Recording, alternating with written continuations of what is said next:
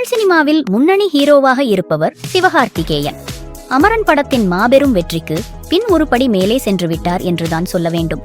அடுத்ததாக சிவகார்த்திகேயன் நடிப்பில் SK 23 மற்றும் SK 25 என 2 படங்கள் உருவாகி வருகிறது.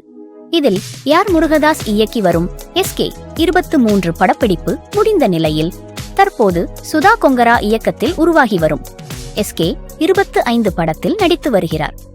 நடிகர் சிவகார்த்திகேயன் சமீபத்தில் அளித்த பேட்டி ஒன்றில் தன்னை வெறுப்பவர்கள் குறித்து வெளிப்படையாக பேசியுள்ளார். இதில் என்னை நேசிப்பவர்கள் பலரும் இருக்கிறார்கள், அதேபோல் என்னை வெறுப்பவர்களும் சிலர் இருக்கின்றனர். நான் சினிமாவில் என்ன செய்கிறேன் என அவர்கள் கேட்பார்கள். என்னுடைய வெற்றி அவர்களுக்கான பதிலடி கிடையாது. என்னுடைய வெற்றி என்னை நேசிக்கும் எனது ரசிகர்களுக்கு தான்.